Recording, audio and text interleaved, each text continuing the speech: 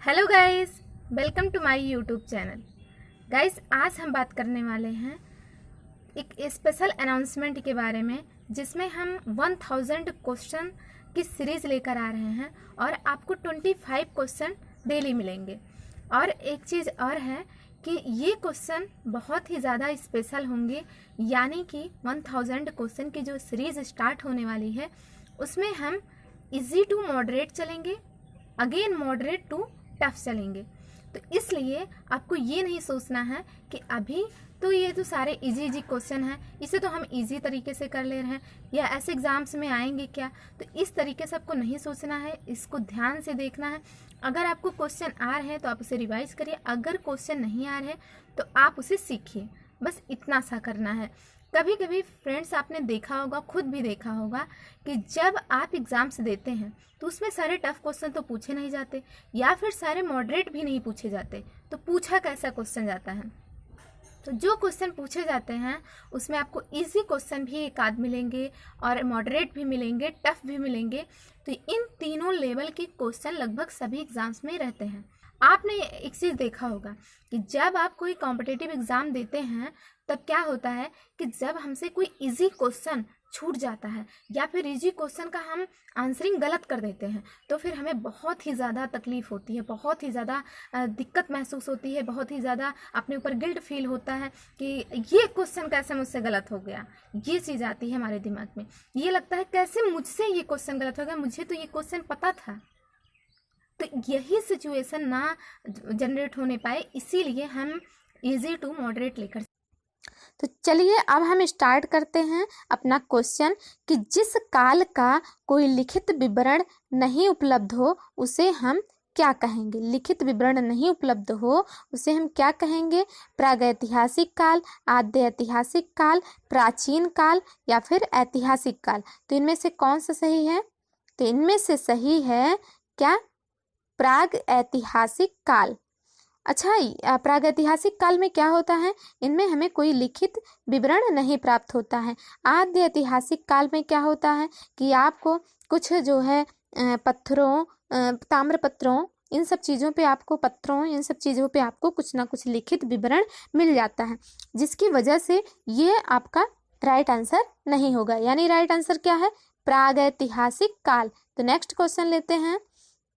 Next question है हमारा, सिकंदर के समय मगध पर किसका शासन था? महापद्मनंद, घनानंद, चंद्रगुप्त मौर्य, पोरस। तो इनमें से आपका क्या सही है ये आपको बताना है। तो महापद्मनंद नहीं थे, घनानंद, हाँ घनानंद का शासन था उस टाइम पे, और चंद्रगुप्त मौर्य भी नहीं थे, पोरस भी नहीं थे। अच्छा, चंद्रगुप्त मौर्य जो है ये घनानंद के शासन उस पे जो है क्या करते हैं, आक्रमण कर देते हैं। इनके बीच जो है युद्ध होता है जिसमें क्या होते हैं, चंद्रगुप्त विजयी हो जाते हैं। तो फिर मगध पे कौन राज्य करता है? फिर मगध पर राज्य करते हैं चंद्रगुप्त मौर्य। तो इस तरीके से आप, और पोरस जो था वो घनानंद के शासन में ही कहाँ आया था, इनके जो है उस पे मीन्स दरबार में आया था। तो इस तरीके से आपको ये सारी जानकारियां भी होनी चाहिए। तो अब हम लेते हैं अपना नेक्स्ट क्वेश्चन। नेक्स्ट क्वेश्चन है हमारा कि तैमूर लंग ने 1398 ईस्वी में किसके शासनकाल में आक्रमण किया? तो किसके शासनकाल में आक्रमण किया ये आपको बताना है। मुबारक खिलजी, खिज्र खां, नासिरुद्दीन महमूद, उपरोक्त में से कोई नहीं। इनमें से कौन सा सही है? तो इनमें से सही है, जो हमारा सही आंसर है वो क्या है? नासिरुद्दीन महमूद। यानी नासिरुद्दीन महमूद जो था उसके शासनकाल में तैमूर लंग ने 1398 ईस्वी में आक्रमण किया था। तो इस तरीके से ये 3 ऑप्शन हो जाते हैं हमारे रॉन्ग। तो अब हम देखते हैं अपना नेक्स्ट क्वेश्चन। नेक्स्ट क्वेश्चन है कि भाखड़ा नागल जो परियोजना है वो किस नदी पर बनी है?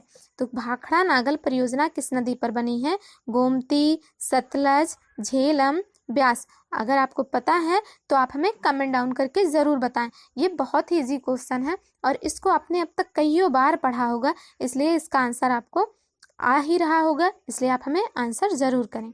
तो ये कौन सी नदी पर बना है? ये बना है सतलज नदी पर। अच्छा, एक चीज़ और है, इसको हम याद करने का आपको तरीका बताएंगे कि कैसे आपको याद रहे कि भाखड़ा नागल परियोजना किस नदी पर बना है। अच्छा, ये बताइए कि भांगड़ा यानी कि जो भांगड़ा डांस होता है वो कहाँ पर होता है?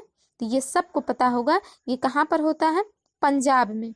अच्छा, ये पंजाब में होता है तो भांगड़ा को आप समझ सकते हैं भाखड़ा से, तो इसलिए, और पंजाब में कौन सी नदी बहती है? सतलज। तो इस तरीके से आप रिलेशन लगा सकते हैं और याद कर सकते हैं कि जब भांगड़ा है वो पंजाब में होता है तो भाखड़ा कहाँ बना है? वो भी पंजाब में, यानी भांगड़ा भाखड़ा आप एक जैसा समझ सकते हैं, एक ही जैसा लिखा भी रहता है, बस थोड़ा सा इतना सा अंतर है।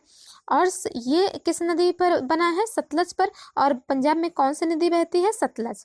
तो इसलिए ये आपको ध्यान में रखना चाहिए। अब हम देखते हैं नेक्स्ट क्वेश्चन।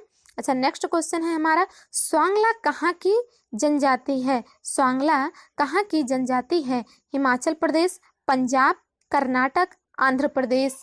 तो इनमें से कौन सा विकल्प आपका सही है, ये आपको हमें कमेंट डाउन करना है। तो कहाँ की जनजाति है? तो चलिए हम आपको आंसर देते हैं, ये है पंजाब की जनजाति। तो इस तरीके से आपका हिमाचल प्रदेश, कर्नाटक, आंध्र प्रदेश, ये तीनों हो जाते हैं रॉन्ग।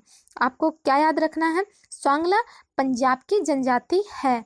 अच्छा, एक चीज़ और है कि इस टाइम पे जितने भी कॉम्पिटिटिव एग्जाम्स होते हैं उनमें क्या ज़्यादा पूछा जा रहा है? अगर हिस्ट्री में पूछा जा रहा है तो जनजाति से रिलेटेड चीज़ें बहुत ज़्यादा पूछी जा रही हैं, इसलिए आपको जनजाति से रिलेटेड चीज़ें पता हो, यानी कि कास्ट से रिलेटेड क्वेश्चन जो हैं वो आपको भली भांति याद होने चाहिए। डिफरेंट टाइप के क्वेश्चन आप करते जाइए जिससे आपको ध्यान में रहे। तो इसलिए अब हम चलते हैं अपने नेक्स्ट क्वेश्चन पे। नेक्स्ट क्वेश्चन है हमारा, भारत में रेशम का सबसे बड़ा उत्पादक है, यानी भारत में सबसे ज़्यादा रेशम का उत्पादन कहाँ होता है? कर्नाटक, बिहार, झारखंड, जम्मू कश्मीर। इनमें से कौन सा ऑप्शन सही है? तो इनमें से कौन सा ऑप्शन सही है? इनमें से सही है आपका क्या? कर्नाटक। कर्नाटक में क्या होता है? सबसे ज़्यादा रेशम उत्पादित किया जाता है, इसलिए आपके ये तीन आंसर क्या हो जाते हैं? रॉन्ग। अब हम देखते हैं नेक्स्ट क्वेश्चन। बहुत इंपॉर्टेंट क्वेश्चन है ये, इसलिए आपको ये आना चाहिए। तो इसलिए अगर नहीं आ रहा तो कोई दिक्कत नहीं है, आप इसे ध्यान से देखिए, क्योंकि अगर आप देख रहे हैं तो इसीलिए देख रहे हैं, सीखने के लिए ही देख रहे हैं, तो इसलिए सीखते रहिए। आत्मनिर्भरता की प्राप्ति को सर्वप्रथम किस योजना का मुख्य उद्देश्य निर्धारित किया गया? तो किस योजना का उद्देश्य निर्धारित किया गया? 5वीं, 7वीं, चौथी, 8वीं। तो इनमें से कौन सा विकल्प सही है? 8वीं रॉन्ग है, चौथी रॉन्ग है, 7वीं रॉन्ग है, तो इसलिए आपको कौन सा विकल्प सही हुआ? 5वीं। अब हम लेते हैं अपना नेक्स्ट क्वेश्चन। मानव विकास सूचकांक, मानव विकास सूचकांक में शामिल किए जाते हैं, यानी मानव विकास सूचकांक में क्या क्या चीजें शामिल की जाती हैं ये आपको बताना है। जीवन संभाव्यता, शिक्षा का स्तर, प्रति व्यक्ति आय, उपरोक्त सभी। तो इनमें से क्या सही है?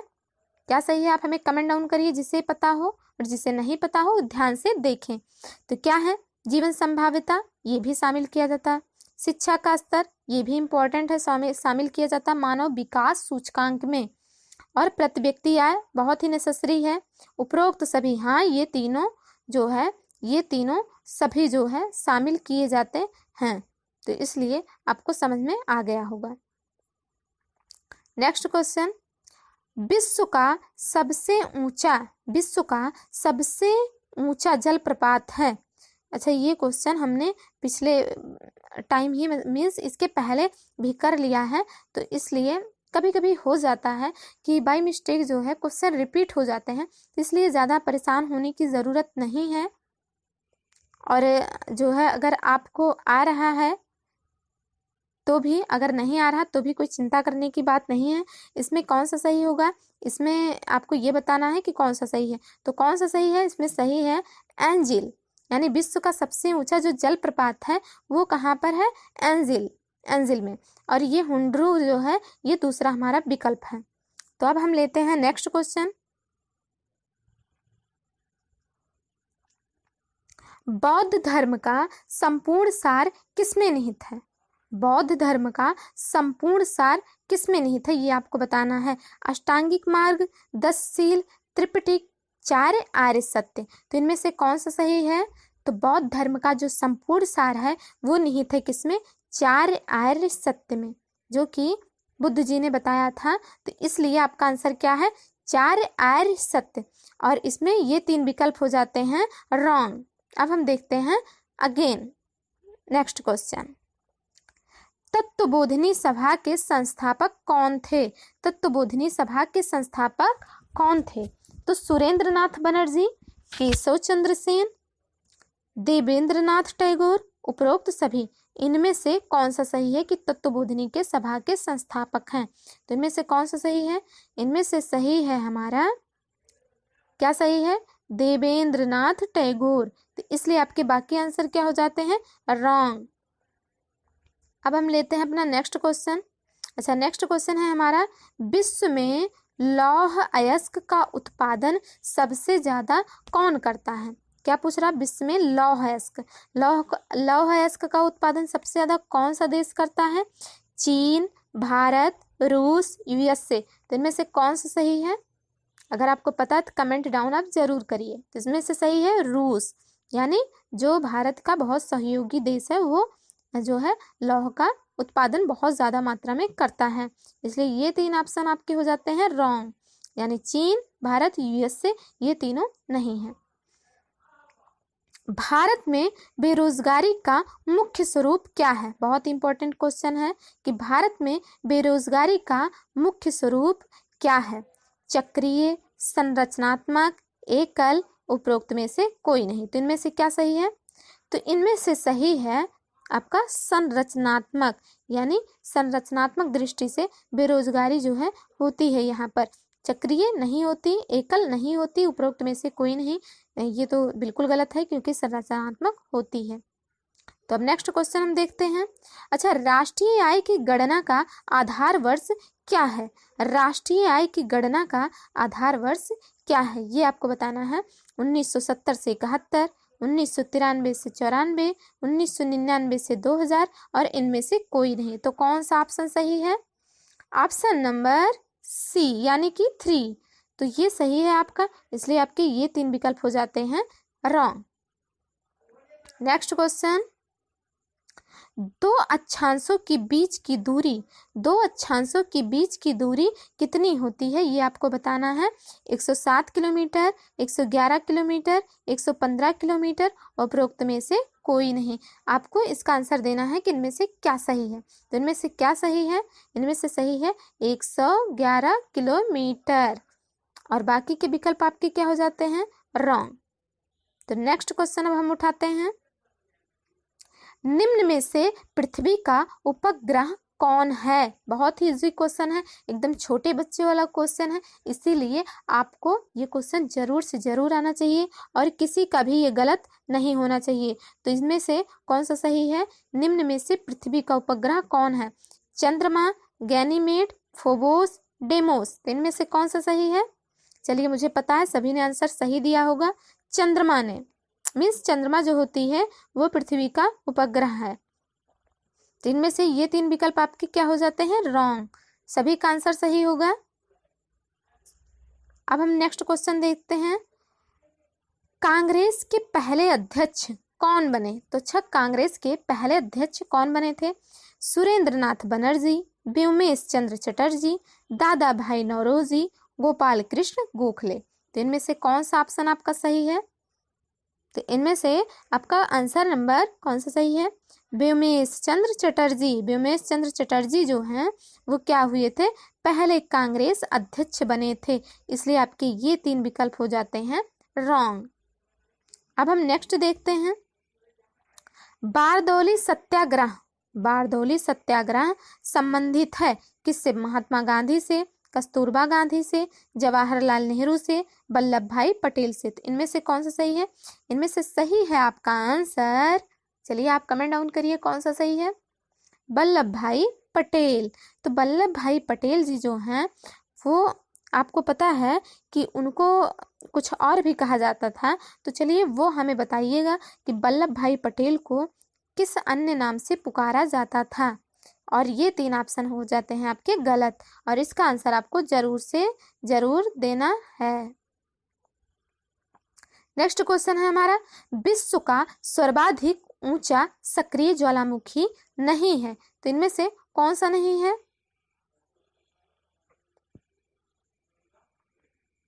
Kilimanjaro, Chimborazo, Cotopaxi, Cascade. तो इनमें से कौन सा आपका विकल्प सही है? तो इनमें से आपका विकल्प सही है, क्या सही है? विकल्प नंबर क्या सही है आपका? चलिए आंसर दीजिए, आंसर दीजिए। कोटोपैक्सी। कोटोपैक्सी जो है वो सर्वाधिक क्या है? ऊंचा सक्रिय ज्वालामुखी नहीं है। अच्छा, कबीर के गुरु कौन थे? कबीर के गुरु कौन थे ये आपको बताना है। तो ये आप हमें बताइए, कबीर के गुरु कौन थे? तो गुरु कौन थे? रामानुज, रामानंद, वल्लभाचार्य, नामदेव। इनमें से कौन सा सही है ये आपको हमें कमेंट डाउन करना है। तो कौन सा सही है? तो इनमें से सही है, कबीर जी के गुरु जी का नाम क्या था? रामानंद, जो कि हम सभी को याद होना चाहिए, क्योंकि कबीर जी ने बहुत अच्छी अच्छी रचनाएं की हैं, तो इसलिए इनकी जो है, इनके गुरु जी का नाम तो नहीं भूलना चाहिए। तो क्या कौन है इनके गुरु? रामानंद। नेक्स्ट क्वेश्चन लेते हैं हम, आजाद हिंद फौज के संस्थापक थे। अच्छा, आजाद हिंद फौज के संस्थापक कौन थे ये आपको बताना है। तो कौन थे इनके आजाद हिंद फौज के संस्थापक? रास बिहारी बोस, सुभाष चंद्र बोस, कैप्टन मोहन सिंह, उपरोक्त में से कोई नहीं। कौन सा आंसर सही है? तो आंसर क्या है आपका? आप पता है कि आप कुछ आंसर गलत ही सोच रहे होंगे, नहीं तो हो सकता है कुछ लोग सही भी सोच रहे हों, इसलिए कौन सा आंसर सही है आप हमें कमेंट डाउन करते रहिए। इसमें क्या है? कैप्टन मोहन सिंह। कैप्टन मोहन सिंह जो हैं उन्होंने क्या, क्वेश्चन कौन सा है? नेक्स्ट क्वेश्चन है कि विश्व में लौह अयस्क का सबसे ज्यादा उत्पादन कौन सा देश करता है? तो कौन सा देश करता है? चीन, भारत, रूस, अमेरिका। तो इनमें से कौन सा सही है? ये क्वेश्चन आपने पहले ही कर लिया है, ये रिपीट हो गया है, लेकिन कोई बात नहीं, मिस्टेक हो जाती है तो इसको कोई इशू नहीं बनाना है, फिर से हमें इसका आंसर कर लेना है। क्वेश्चन तो आते रहेंगे, अभी 1000 क्वेश्चन करने हैं। तो चलिए, इसमें से कौन सा आंसर हमने किया था? रूस। और जो है बाकी के विकल्प क्या हैं हमारे? ये सारे रॉन्ग हैं। अब हम देखते हैं अपना अगेन नेक्स्ट क्वेश्चन। अच्छा, लाल ग्रह किसे कहा जाता है? तो लाल ग्रह किसे कहा जाता है ये बहुत ही ज़्यादा इम्पोर्टेंट है, इसलिए आपको पता होना चाहिए कि लाल ग्रह किसे कहा जाता है। वरुण, मंगल, शुक्र, पृथ्वी। तो इनमें से कौन सा सही है? तो इनमें से सही है आपका मंगल। मंगल को क्या हम क्या कहते हैं? लाल ग्रह। वरुण गलत है। शुक्र, अच्छा शुक्र को हम कौन सा ग्रह कहते हैं? तो इसे पीले ग्रह कहते हैं या फिर चमकीला। और पृथ्वी को तो भाई नीला ग्रह कहा जाता है। अच्छा, ये बताइएगा हमें कि इसे नीला ग्रह क्यों कहा जाता है? बहुत ही छोटे बच्चों का क्वेश्चन हमने पूछा है, इसलिए आपको ये जरूर बताना है। नेक्स्ट क्वेश्चन है हमारा, निम्नलिखित में से प्रत्यक्ष कर है। तो प्रत्यक्ष कर इनमें से कौन सा है आपको ये बताना है। तो प्रत्यक्ष कर कौन सा है? प्रत्यक्ष कर हम पूछ रहे हैं आपसे, प्रत्यक्ष कर कौन सा है? निगम कर, तट कर, सेवा कर, विज्ञापन कर। तो इनमें से कौन सा सही है? तो इनमें से सही है आपका निगम कर। निगम कर क्या है? प्रत्यक्ष कर है। बाकी के विकल्प क्या हैं? ये रॉन्ग है। इसलिए अब हम देखते हैं नेक्स्ट क्वेश्चन है कि सोने का रेशा कहा जाता है। सोने का रेशा कहा जाता है। तो सोने का रेशा किसे कहा जाता है? कपास, जूट, पीतल, रेशम। इनमें से कौन सा सही है? इनमें से सही है जूट। जूट को हम क्या कहते हैं? जूट को कहते हैं सोने का रेशा। इसलिए बाकी के ऑप्शन क्या हो जाते हैं? गलत। तो चलिए, अब हमारा जो है यहीं पर ये वीडियो समाप्त होता है। और अगर आपको कुछ सजेशन देना है हमें, या फिर कोई कमेंट है जो मीन्स कुछ भी आपको पूछना है तो आप हमें कमेंट के ज़रिए पूछ सकते हैं। और जो है अगर आपको कोई भी क्वेश्चन गलत लगता है तो भी आप हमें कमेंट के ज़रिए ज़रूर बताएं, क्योंकि कभी कभी क्या होता है कि हम क्वेश्चन को पूरा राइट उठाने की कोशिश करते हैं और आंसर भी राइट बताने की कोशिश करते हैं, लेकिन हो सकता है कि मिस्टेक हो जाए, तो इसलिए कोई बहुत बड़ी बात नहीं है। और अगर आप हमें बताएंगे तो हम उस पर ज़रूर सुधार करेंगे। और आप वीडियो को लाइक करना बिल्कुल ना भूला करिए।